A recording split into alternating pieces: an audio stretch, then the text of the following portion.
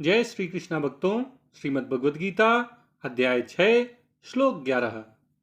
शुचौ देशे प्रतिष्ठाप्य स्थिरमासनमात्मनः नात्युच्छ्रितं नातिनीचं चैलाजिन कुशोत्तरम। भगवान कृष्ण अर्जुन को बता रहे हैं कि ध्यान योग का अभ्यास करने वाले साधक को किस प्रकार अपने बिछौने को बिछाना चाहिए और किस प्रकार अपना आसन जमाना चाहिए। भगवान कहते हैं कि ध्यान योग का अभ्यास करने के लिए योगी एक पवित्र स्थान में स्वयं के लिए एक स्थिर आसन जमाए। ना तो ये अधिक ऊंचा ही हो और ना ही ये बहुत नीचा हो। सबसे पहले वह आसन पर कुसा बिछाए, फिर उसके ऊपर वह मृगछाला बिछाए या कोई ऊनी कंबल बिछाए और उसके ऊपर वह एक मुलायम वस्त्र बिछा दे, कोई सूती कपड़ा उसके ऊपर से डाल दे। भगवान कृष्ण अर्जुन को बता रहे हैं कि ध्यान योग का अभ्यास करने वाले योगी को किस प्रकार अपने आसन को और उसके ऊपर बिछौने को बिछाना चाहिए।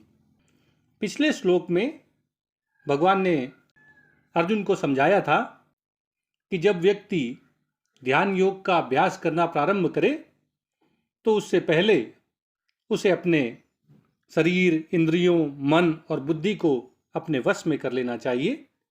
सभी आशाओं, आकांक्षाओं और कामनाओं का त्याग कर देना चाहिए और सुख भोग की इच्छा से उसे वस्तुओं के संग्रह का भी परित्याग कर देना चाहिए। ध्यान योग का अभ्यास करने वाले ऐसे योगी को अकेले ही एकांत स्थान में रहना चाहिए और अपने मन को, अपने चित्त को निरंतर परमात्मा में ही लगाना चाहिए।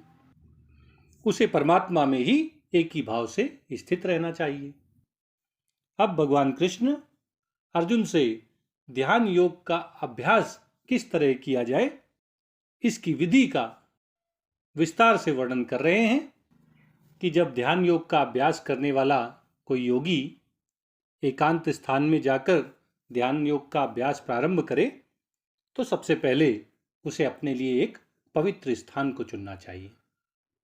शास्त्रों के अनुसार नदी के किनारे या जंगल में किसी वट वृक्ष के नीचे, किसी पीपल के पेड़ के नीचे, किसी आंवले के पेड़ के नीचे या किसी बेल वृक्ष के नीचे मनुष्य को अपना आसन जमाना चाहिए। ऐसी जगह पवित्र होती हैं। ऐसे पवित्र स्थान में ध्यान योगी को एक स्थिर आसन की व्यवस्था करनी चाहिए।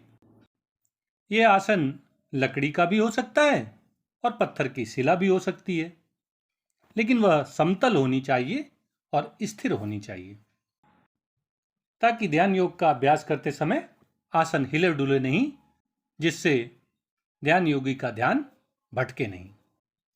ये आसन ना तो बहुत अधिक ऊंचा ही होना चाहिए और ना ही ये बहुत नीचा होना चाहिए, क्योंकि ज़्यादा ऊंचा होने से व्यक्ति उससे गिर सकता है, उसको चोट लग सकती है, और बहुत नीचा होने में उसमें सांप, बिच्छू, चींटी आदि आ सकते हैं, जिससे मनुष्य का ध्यान भंग हो सकता है।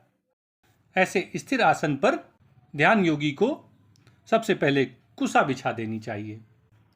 कुश को वाराह भगवान के शरीर से उत्पन्न हुआ माना जाता है, इसलिए कुश बड़ा ही पवित्र माना जाता है।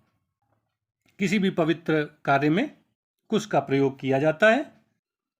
यजमान की उंगली में भी कुश ही धारण कराई जाती है और कुश के आसन पर ही उसे बैठाला जाता है।